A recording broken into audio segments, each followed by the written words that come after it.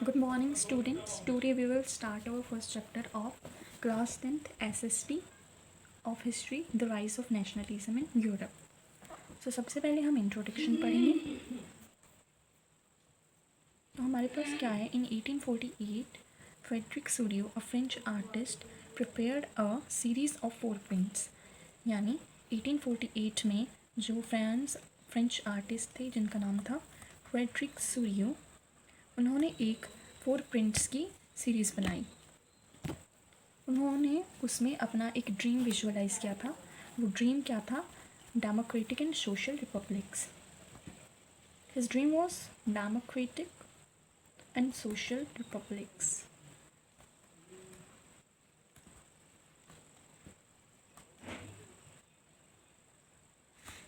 Okay, हम democratic का मतलब जानते हैं, रिपब्लिक का जानते हैं.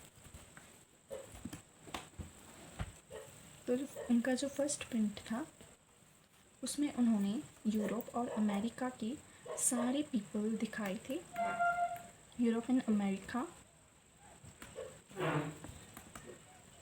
People of all classes and age, मतलब सभी पीपल दिखाए थे उसमें उन्होंने.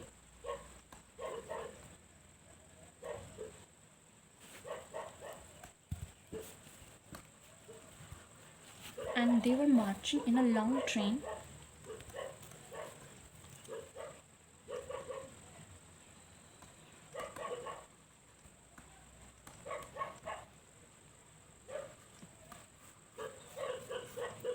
For example, let us visualize this print. तो इस प्रिंट में हम एक बार देखिए, जिसके दूर दूर तक जहाँ भी प्रिंट देखने को मिल रहा था वहाँ पर पीपल ही पीपल थे. ऐसे ऐसे ऐसे इन्फिनिटी तक जा रहे हैं. ओके, और यहाँ पर थी स्टैचू ऑफ लिबर्टी. इसको हम इससे डिनोट कर देते हैं. उसके एक हैंड में था charter of the rights of the man and दूसरे हाथ में थी torch of enlightenment, and people were offering homage to the statue of liberty. यहाँ पर फ्रांस के, स्विट्ज़रलैंड के, अमेरिका के और यूरोप की बाकी कंट्रीज़ के पीपल थे. ओके,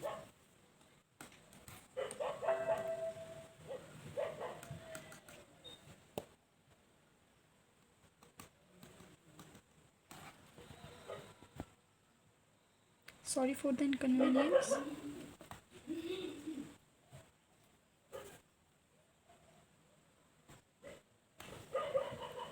सो ये जो थे, ये कौन थे? People of Europe and America. तो ये हम देख सकते हैं, ये लॉन्ग ट्रेन में मार्च कर रहे हैं towards the statue of liberty. Okay,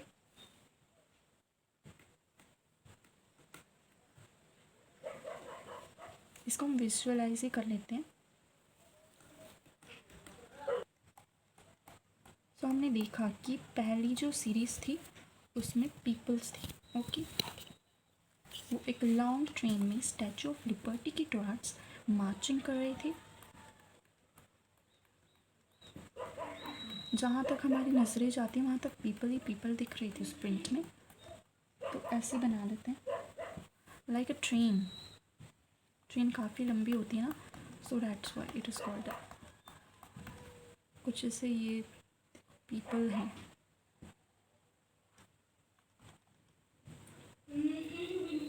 और यहाँ पर बना लेते हैं हम अपनी स्टैचू ऑफ लिबर्टी. हम सिर्फ स्कीमेटिक डायग्राम ही बना रहे हैं.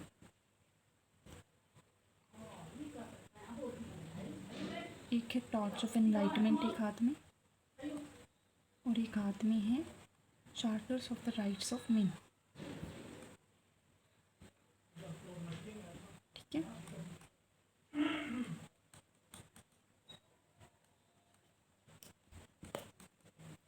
और ऊपर कौन थे? सेंट्स थे, एंजल्स थे, और क्राइस्ट भी थे. वो किसको सो ऊपर क्या था? जो सेंट्स थे, एंजल्स थे और क्राइस्ट थे, वो सारी सीन को गेज कर रहे थे, यानी देख रहे थे. And they all symbolise fraternity. Fraternity means brotherhood. ये हमने देख लिया, ये यूरोप और अमेरिका के पीपल की लॉन्ग चेन ट्रेन है. अब ये यहाँ पर फोरग्राउंड में क्या है, ये है shattered remains of absolutist institutions, जैसे कि मोनार्की हो गया, ऐसे monarchy etcetera. Okay. And the most important vision of his print was the utopian vision. ये एक इतना आइडियल विजन है, ये स्टेट ऑफ सोसाइटी है that is impossible to exist. In this vision people were identified by their national costume. Let me write it. National costume and flag. मतलब कि America का जो people है that he will be identified by his national flag as well as costume plus flag. Okay, इतना हो गया. अब यहाँ पर देख लेते हैं हम कि यहाँ पर पीपल कौन कौन से थे. अब कुछ पीपल इसको पास आउट भी कर चुके थे और कुछ पीपल यहाँ तक ही पहुँचे थे, यानी कि वो रिवॉल्यूशन कर रहे थे एंड उनके चांस थे कि वो रिपब्लिक बने. So let's see. So 2 countries statue of liberty को पहले ही पास कर चुकी थी. कौन सी कंट्रीज़ थी वो? USA and Switzerland. ये पहले से ही नेशन स्टेट्स थे. क्या थे nation states? So students, USA and Switzerland nation state थे, जैसे कि आपको मैम ने बता ही दिया होगा. सो अब हम नेक्स्ट पढ़ते हैं कि क्या था यहाँ. चलिए मैं आपको बताता हूँ अभी. सो जो कंट्री जो स्टैचू ऑफ लिबर्टी तक बस पहुँच ही थी, सो वो थी France and it was identifiable bye it's tricolour. Tricolour में मतलब रेड ब्लू वाइट. ठीक है, यही इसके फ्लैग का कलर भी होता है एंड जो इसकी नेशनल कॉस्ट्यूम है उसका भी कलर यही होता है, blue white and red. Okay. And France is followed, the people of France are followed by the people of Germany.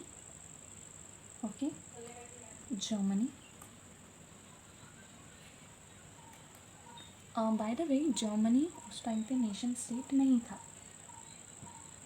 1848 में वहाँ पर रिवॉल्यूशन हो रही थी and it carries liberal hopes in 1848. मतलब ये लिबरल होप्स का एक एक्सप्रेशन था 1848 में, in order to unify the German principalities into distinct nation under a constitution. ठीक है, डेमोक्रेटिक कॉन्स्टिट्यूशन के अंदर एक नेशन स्टेट को कंस्ट्रक्ट करना चाहते थे वो लोग.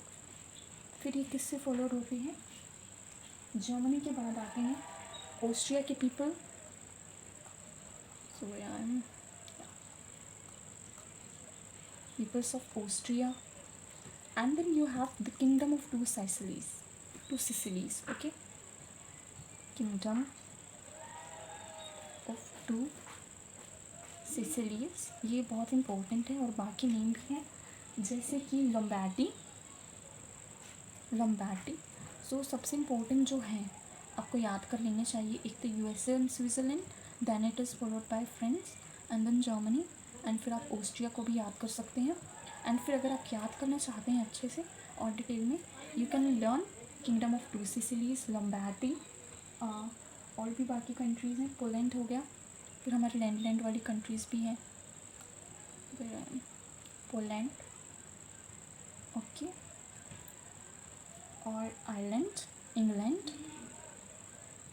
पहले इंग्लैंड आएगा फिर आयरलैंड आएगा. ठीक है, तो इसको थोड़ा सा इंटरचेंज कर लेना. I am so sorry. Then we have Hungary and Russia. बस इतने ही नेम्स हैं. देखो, रशिया को हम जानते हैं तो ऐसी ऐसी कंट्रीज़ जल्दी याद हो जाती है. हंगेरी को भी हम जानते हैं तो ये भी याद हो जाएगी, हंगेरी, रशिया. एंड लैंड वाली कंट्रीज़ कौन कौन सी हैं जो हमें याद रहती है? एक पोलैंड हो गई, एक आयरलैंड, एक इंग्लैंड. एंड न्यू कंट्रीज़ कौन कौन सी हैं जो बच्चे 9th में अच्छे से पढ़े होंगे, हमें ऑस्ट्रिया भी याद होगा. न्यू होंगी उनके लिए kingdom of two Sicilies and Lombardy. Okay, alright. Now let's come to next topic. Please come at office.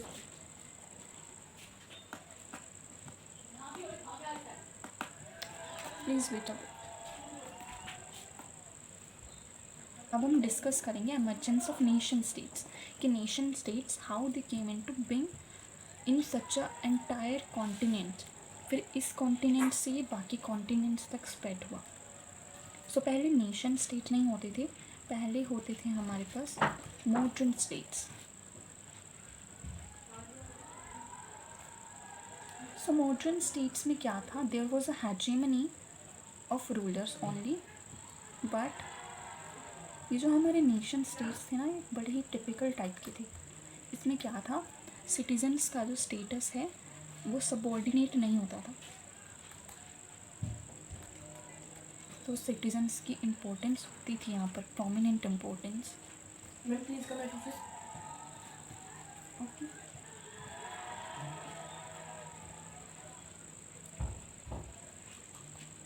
Rulers.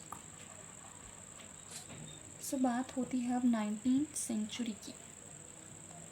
19th century of Europe, there came a great change.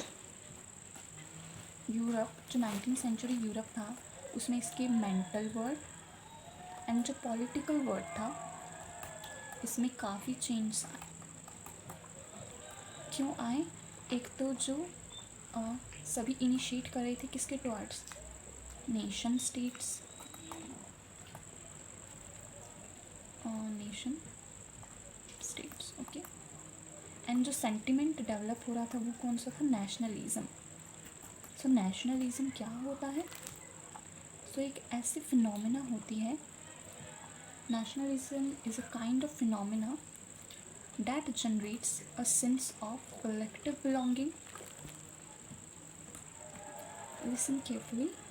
That generates sense of collective belonging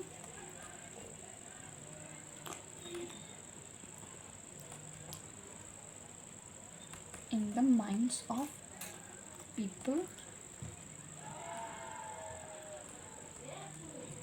and develop nationalist feeling toward their nation. मतलब वो अपने nation की तरफ possessive होते थे in the right way. Ma'am manager speak please come at office. So guys, students, there we have MCQ for your exam. Okay, तो exam में आपके पास ऐसा MCQ आ सकता है, dash state was developing in Europe. ऐसा कौन सा स्टेट है जो यूरोप में काफ़ी टाइम से डेवलप हो रहा था, इन विच, आगे इसका एक कैरेक्टरिस्टिक भी दिया गया है, इन विच सेंट्रलाइज्ड पावर, देखो सेंट्रलाइज्ड पावर थी, that exercised sovereign control over a clearly defined territory. For example, ये हमारे पास है हमारी टेरिटरी, एंड यहाँ पे सेंट्रलाइज्ड पावर एग्जिस्ट करती है। Don't think it is a amoeba, ठीक है, यहाँ पे मतलब सेंट्रलाइज्ड पावर एग्जिस्ट करती है, ये हमारी टेरिटरी है, and there is a sovereign control, sole control over this territory. So ये कौन सा स्टेट था जो यूरोप में काफ़ी समय से डेवलप्ड हो रहा था। Nation state by according to 19th century it was a fairly new phenomena. यहाँ पे पूछा गया है, हो रहा था, और यहाँ पे एक फीचर भी दिया है, centralised power that exercise sovereign control over a clearly defined territory. So ये जो फीचर है ये मॉडर्न स्टेट का होता है, ये सिंबलाइज करता है रूलर्स के रूल को, यानी मोनार्की को सिंबलाइज करता है, क्योंकि वहाँ पे एब्सोल्यूट सेंट्रलाइज्ड पावर होती है। तो नेशन स्टेट नहीं होगा इसका आंसर होगा हमारे पास मॉडर्न स्टेट। एंड डेमोक्रेसी, ये तो काफ़ी न्यू चीज़ें हैं, ये काफ़ी न्यू फॉर्म ऑफ गवर्नमेंट है, तो इनका तो कोई सवाल ही नहीं है, एंड ये भी न्यू ही थी, बट यहाँ पे जो फीचर्स दिए हैं एंड जो काफ़ी पहले से डेवलप थी यूरोप में, वो है modern state. So modern state is your answer, and ये NCERT में भी लाइन है, that state was developing in Europe for a long time. So modern, okay. And एक क्वेश्चन और भी बहुत बेसिक है, बट आई डोंट नो ये आ सकता है नहीं। फ्रेंच रिवॉल्यूशन अकर्ड इन, एक और MCQ है, फ्रेंच रिवॉल्यूशन अकर्ड इन, कब हुआ था। So right, 14 July 1789. Okay. And जो फर्स्ट अपहेवल हुई थी फ्रेंच में वो कब हुई थी? July 1848. Let me write it. July 18 48. First upheaval in France. इसको अगर आप डायरेक्ट याद करना चाहते हो तो कर सकते हो. इन फ्रेंच जुलाई 1848 यही लिखना है. Okay. So let's come to our next topic, the French Revolution and the idea of the nation. The French Revolution and the idea of nation पर जंप करने से पहले हम जान लेते हैं नेशनलिज्म का जो सेंटिमेंट है वो कब से डेवलप हुआ और कहाँ से कैसे डेवलप हुआ. जो नेशनलिज्म का कंसेप्ट है वो किसी इमेमोरियल टाइम से डेवलप नहीं हुआ. It was forced through the action of leaders. मतलब लीडर्स के इनिशिएटिव ले लेके उन्होंने इसको फोर्ज किया. They foster it. Okay. Action of leaders.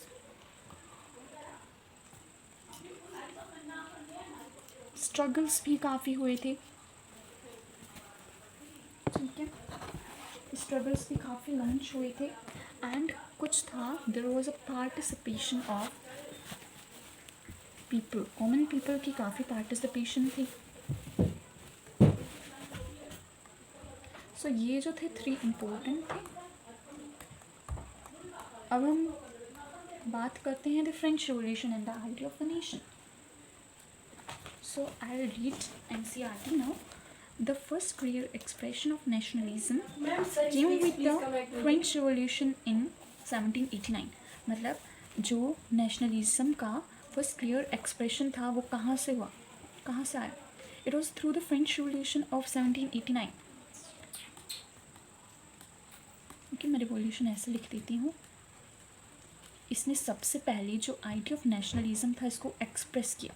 सो यही मेन लिंक है जो इस टॉपिक में है, the French revolution and the idea of nation clearly expressed. Okay, इसमें it was a clearly expressed idea. All right.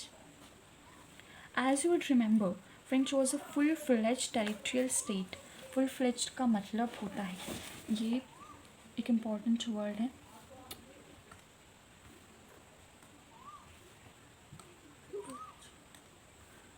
Just wait a bit. edit. I've lost the pursuit. Edit. It is done. Full-fledged. इसका simple terms में मतलब होता है developed. सो जब भी आपको advance English use करनी हो तो आप डेवलप्ड की जगह यूज़ करोगे फुल फ्लेज्ड. ओके. 1789 से पहले यानी फ्रेंच रिवॉल्यूशन से पहले एक full fledged, it was a clearly developed territorial state. मतलब यहाँ पर मोनार्की थी, absolute monarchy. Absolute, I think spelling wrong है, कीप इट राइट. मोनार्की. फिर धीरे धीरे विद प्रोग्रेसिव चेंज ये एब्सोल्यूट मोनार्की से जो पावर थी, सेंट्रलाइज्ड पावर थी, ये ट्रांसफ़र हुई रिपब्लिक में in a long period of time. वही बात करें हम रिपब्लिक में, मतलब मोनार्की से ये जो सॉवरेनिटी थी ये किसको ट्रांसफ़र हुई? ये हुई थी सिटीजन्स को. बहुत सारे मेजर्स अडॉप्ट किए गए थे in France to forge the idea of nationalism. So sense of collective belonging को इनिशिएट करने के लिए, डेवलप करने के लिए बहुत सारे मेजर्स, स्टेप्स अडॉप्ट किए गए थे. सो उन स्टेप्स को हम वन बाय वन यहाँ पर डिस्कस करेंगे. सो सबसे पहले हमारे पास था द आइडिया ऑफ ला पत्रे एंड ला सिटोयन. ला पत्रे, सो पत्रे, इस वर्ड से पत्र, इस टाइप के वर्ड से हम क्या समझते हैं? Related to father. ला पत्रे एंड ला सिटोयन. ले सिटोइन, ओके, नॉट ला सिटोइन, इसको ध्यान रख लेना। सिटोइन के साथ होता है ले एंड पत्री के साथ होता है ला।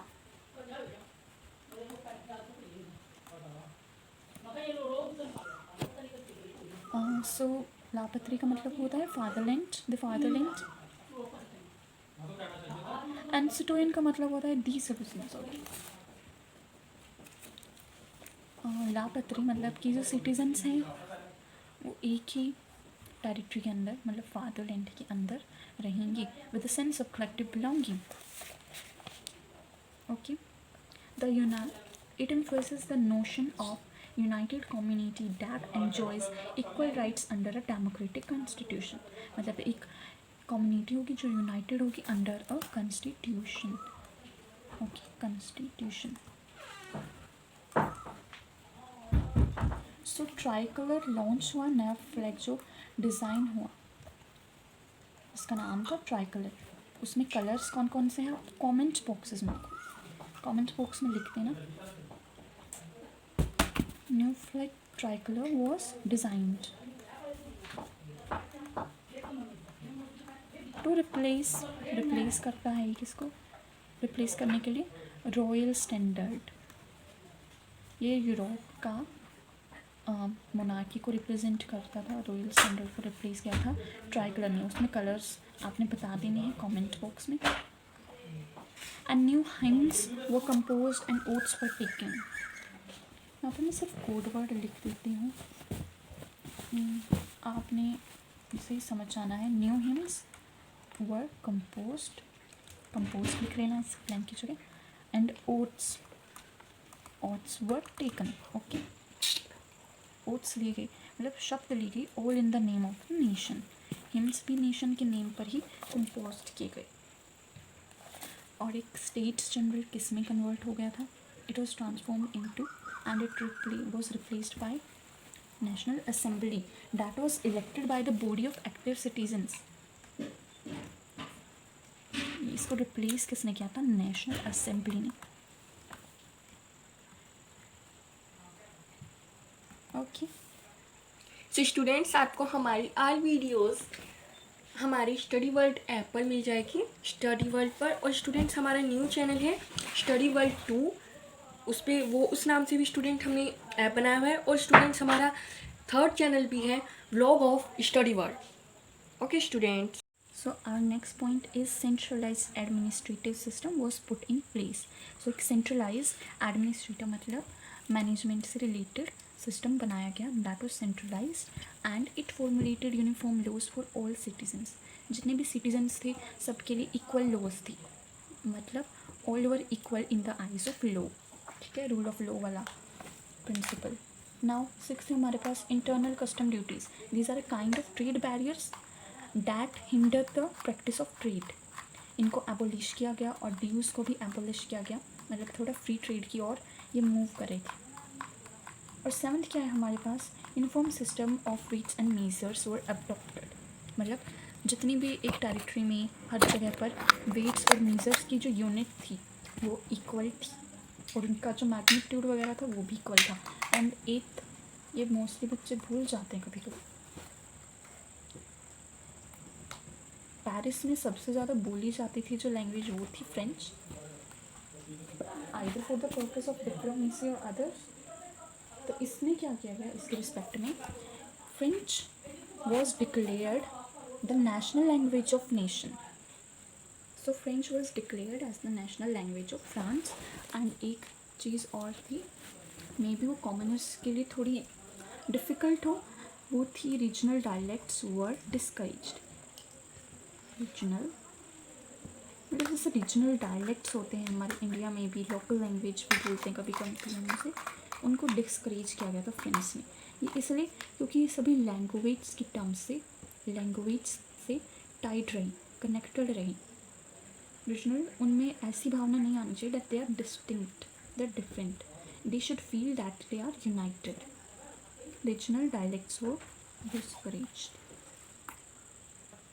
वाई तो खोल the light.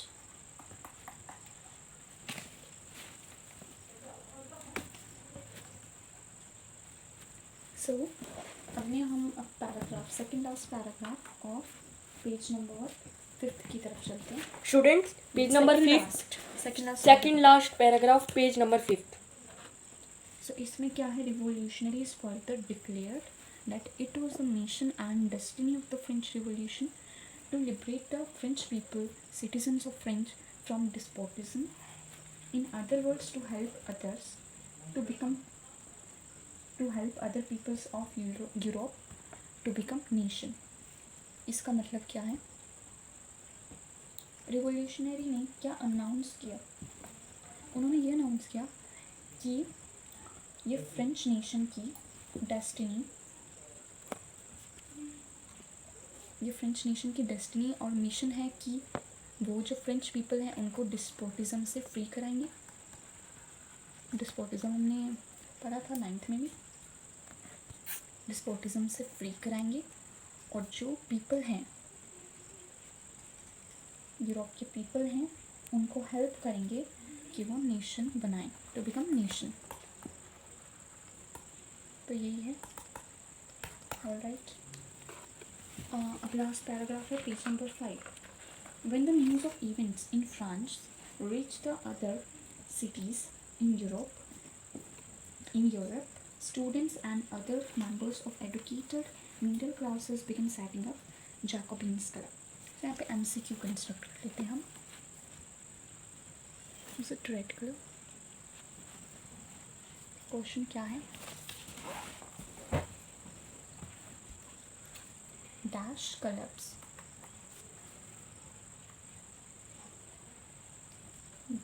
Clubs were set up by educated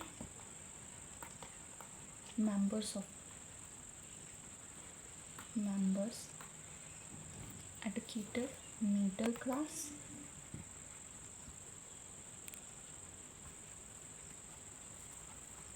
and students. कौन से क्लब सेटअप की थी स्टूडेंट्स और एडुकेटेड मिडिल क्लासेस ने? सो दे वर जैकोबिन क्लब्स. 9th में भी था.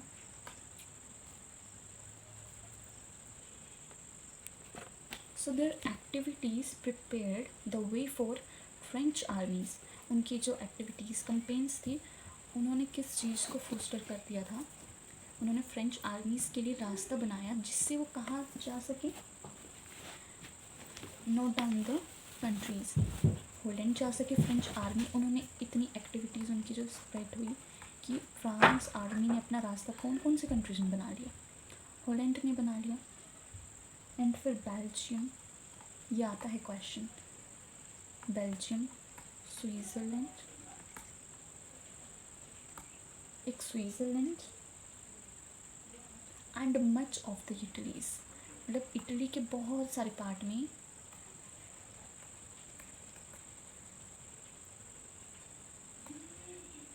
कौन से 1790s तक, ठीक है, बाय 1790s होलैंड तक पहुंच गई थी फ्रेंच आर्मीज़, बेल्जियम में, स्विट्ज़रलैंड में and much of Italy.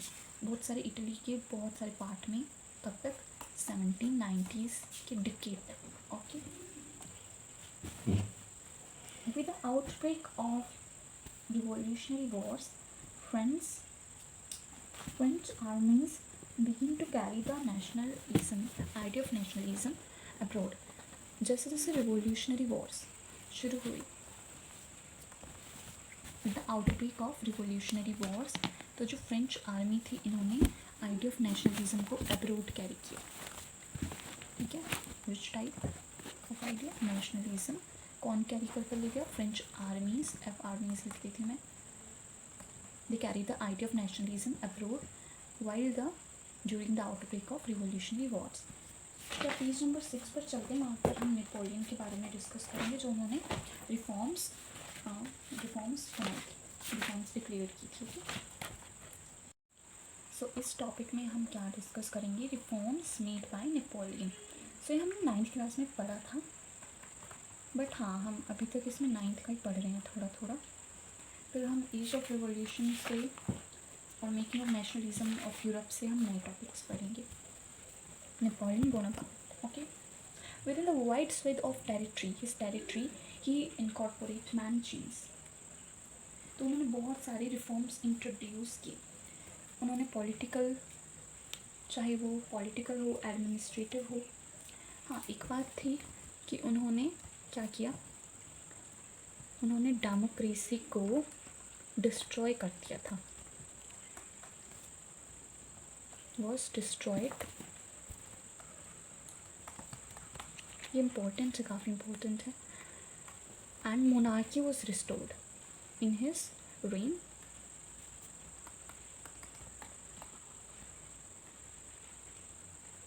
Was restored to power. Okay, मतलब डेमोक्रेसी को डिस्ट्रॉय कर दिया एंड मोनार्की को रिस्टोर कर दिया. दोबारा से मोनार्की होने लगी थी फ्रांस में जब नेपोलियन बोनापार्ट्स आए. सो उन्होंने काफ़ी एडमिनिस्ट्रेटिव चेंज इंट्रोड्यूस किए ताकि जो होल सिस्टम है वो रैशनल बन सके, लॉजिकल बन सके एंड इफ़िशेंट. इसलिए उन्होंने लॉन्च की थी.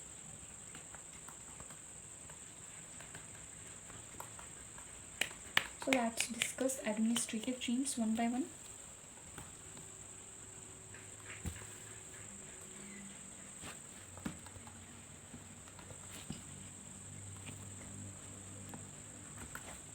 क्या क्या एडमिनिस्ट्रेटिव चेंज उन्होंने डिक्लेयर की थी. सो सबसे पहला जो आता है that is civil code. Foremost, जो सबसे पहले और सबको याद रहता है, सिविल कोड ऑफ 1804 या फिर नेपोलियनिक कोड 1804. तो इसको हम नेपोलियनिक कोड भी कहते हैं. इसका पूछ सकते हैं कि अदर नाम क्या है एमसीक्यू में, तो you can write it as, वहाँ पे ऑप्शन दिया होगा Napoleonic code. Okay, civil code का नेम. सो इसके क्या फीचर्स थे, it did away with all privilege based on birth. मतलब जितनी भी बर्थ बेस्ड प्रिविलेज थी उनको क्या किया गया, एबोलिश किया गया. ठीक है, बर्थ बेस्ड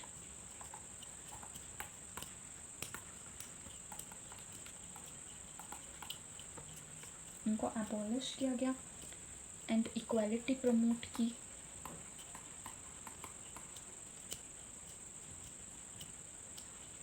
या फिर आप इस्टेब्लिश इक्वालिटी बिफोर लॉ भी लिख सकते हैं. And secured the right to property. इस पर भी क्वेश्चन बेस होते हैं कि which of the following is incorrect about या correct about the Napoleonic code.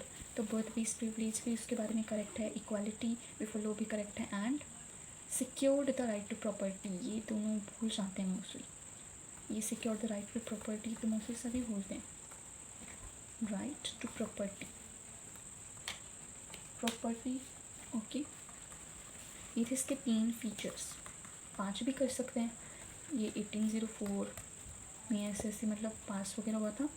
और नेपोलियनिक कोड बोलते हैं, it was launch by Napoleon. But ये क्वेश्चन नहीं आते, 3 फीचर्स आते हैं. एंड सेकेंड क्या था, ये कोड कहाँ कहाँ पे एक्सपोर्ट किया गया, ये भी इम्पोर्टेंट है. ये कोड एक्सपोर्ट कहाँ कहाँ पर हुआ था. देखो, ये हुआ था डच रिपब्लिक में. डच रिपब्लिक में ये एक्सपोर्ट हुआ था. स्विट्ज़रलैंड में काफ़ी चीज़ें फ्रेंच के साथ स्विट्ज़रलैंड से भी लिंक है. स्विट्ज़रलैंड, अब इटली में एंड जर्मनी में. एंड जर्मनी कहाँ कहाँ पे एक्सपोर्ट हुआ था. डच रिपब्लिक एक बार फिर रिमाइंड करा देती हूँ. Switzerland, Italy and Germany. And second क्या है इसका, नेपोलियन सिंप्लीफाइड एडमिनिस्ट्रेटिव डिवीजन्स. मतलब नेपोलियन की ऑब्जेक्टिव क्या था, वो जितना ज़्यादा हो सके अपनी टेरिटरी के अंदर लैंड लेता रहे. मतलब जितना ज़्यादा एक्सपेंड कर सके अपनी टेरिटरी को, यही उसका मेन ऑब्जेक्टिव होता रहता था. सिंप्लीफाइड एडमिनिस्ट्रेटिव डिवीजन्स, मतलब रेशनल बनाया उसको एंड एफिशिएंट बनाया डिविजन्स. अबोलिश्ड फ्यूडियल सिस्टम, वही सिस्टम जो होता है फ्रांस में भी होता था, पीजेंट्स का फ्यूडियल सिस्टम. एंड इसको एबॉलिश किया गया, abolished and freed peasants from serfdom, serfdom मतलब स्लेवरी से फ्री किया गया, इमेंसिपेटेड या फिर लिबरेटेड पीजेंट्स, किससे फ्री किया गया, सर्फडम या स्लेवरी। और मैन्योरियल ड्यूज होते थे जो वो फूड्स वगैरह की मैन्योर की ड्यूज, उनसे भी फ्री किया गया। किस किस से फ्री किया गया, सर्फडम से, फ्यूडल सिस्टम से एंड मैन्योरियल ड्यूज से। एंड एडमिनिस्ट्रेटिव डिविजन्स थी वो सिंप्लीफाइड हुई, और जो सिविल कोड था वो एक्सपोर्ट किया गया था Dutch Republic, Germany, Switzerland and Italy. So towns में क्या हुआ, टाउन्स में गिल्ड सिस्टम होता था एक,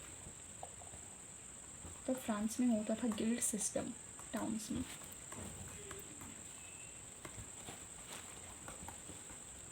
वॉज रिमोट, ये हटा दिया गया था guild system. And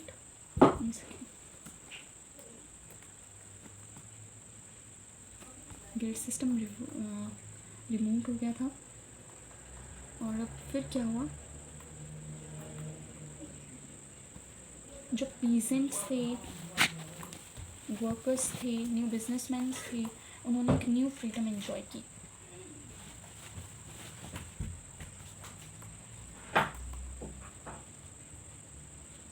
new freedom enjoy की।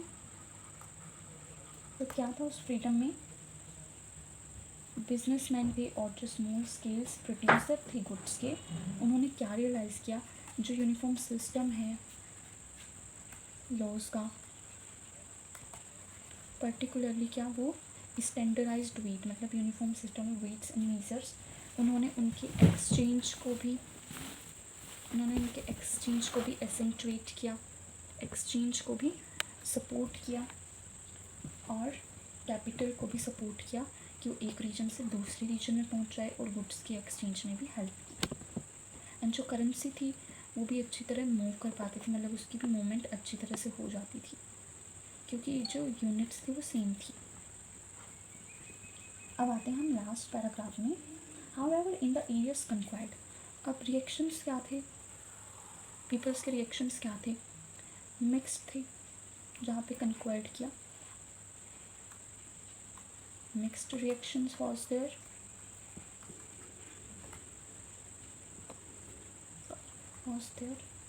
जहाँ पे उन्होंने कन्क्वेस्ट किया था अपना, वहाँ पे मिक्स्ड रिएक्शन थी पीपल्स की, लोकल पॉपुलेशंस के, in correspondence to the French rule.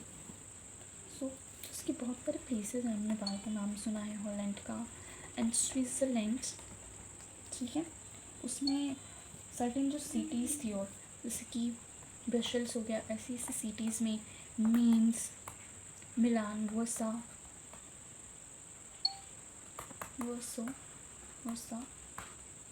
इनने फ्रेंच आर्मी को क्या बोला, कैसे वेलकम की थी, हार्बिंगर्स, मतलब जो अनाउंस करते हैं, harbingers of that declare something, harbingers of liberty, मतलब ये लिबर्टी को डिक्लेयर करने आए हैं। बट ये जो एंथुजियाज्म थी ये सून डेवलप हो गई थी हॉस्टिलिटी में,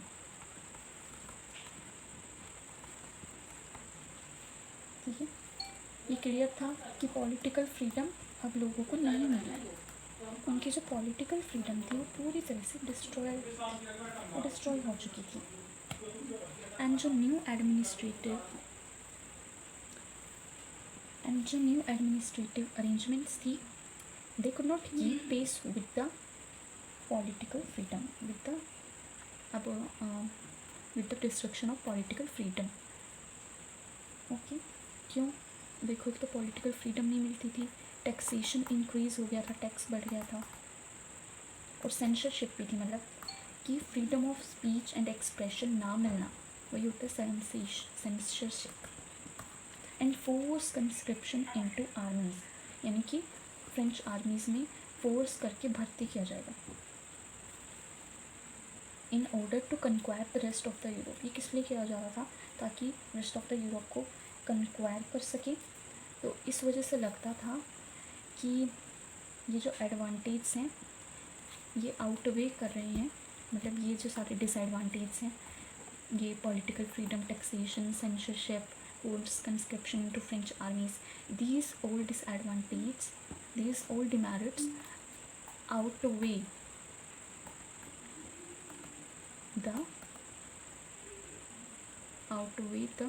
advantage of Napoleonic reforms, क्योंकि इनसे जो उनकी पॉलिटिकल फ्रीडम थी वो पूरी तरह से कोलैप्स हो गई थी। जब उनके पास फ्रीडम ही नहीं है तो बाकी चीज़ों का कोई वर्थ नहीं होता है। ओके, सो फिगर नंबर 5 है हमारे पेज नंबर 7 पे। वहाँ पे नेपोलियन एक पोस्टमैन के रूप में दर्शाए गए हैं। He is portrayed as a postman. उसमें वो कुछ छोड़ रहे हैं लेटर्स वगैरह, तो उसमें उन टेरिटरीज़ के नाम हैं जो वो अपनी बैटल्स पे, मतलब रेस्ट ऑफ यूरोप से आ रहे थे, हार कर आ रहे थे, और जो जो उन्होंने टेरिटरीज़ खो चुकी थी उन मतलब उन पेपर्स पे उन टेरिटरीज़ का नेम है। तो इस बैटल का नेम क्या है, जल्दी से हम एक MCQ में करते हैं। बैटल थी वो, जल्दी से कमेंट करना डैश, और कब हुई थी।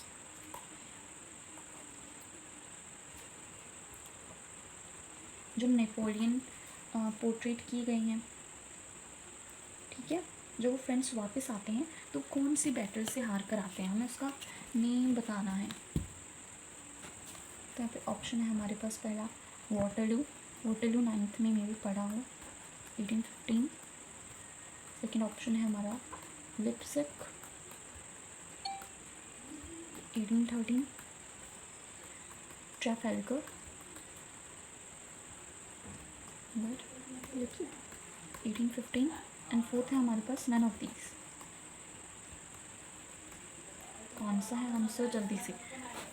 1 2 3 4 5। yes you can, लिपसिक शायद। yeah, your answer is correct. So answer is Leipzig. This is our correct answer. Leipzig है, ठीक है। लिप्जिक में हुई थी, जो फ्रेंड्स वापस आ रहे थे वो लिप्जिक वाली बैटल से हार कर आ रहे थे, और ये हुई थी 1813 में। इस पिक्चर में जो नेपोलियन है वो पोस्टमैन के रूप में पोर्ट्रे किए गए हैं। तो इसमें वो अपने हर एक टेरिटरीज़ का मतलब एक पेपर छोड़ते हुए जा रहे हैं, जो जो टेरिटरीज़ उन्होंने लॉस्ट की थी उन टेरिटरीज़ का उन पेपर्स पर नाम है 1 by 1, ठीक है। Okay, I think this was all about today. Next day we will try the next chapter. We will start our next topic. Okay, next chapter. So next topic है हमारा next day के लिए the making of nationalism in Europe. So इसमें हमारे पास 1 2 सब topics कितने हैं, 3 4 सब टॉपिक्स हैं। हम इनको कल या परसों कंप्लीट करेंगे, तब तक के लिए स्टे ट्यून। सो स्टूडेंट्स, अगर आपको हमारे चैनल से नोट्स वगैरह लेनी है, नोट्स एक्सेस करनी है या वीडियोस, तो आप क्लिक कर सकते हैं www.studyworld.com। आप इस लिंक पर जा सकते हैं, इट्स स्टडी UTY वर्ल्ड।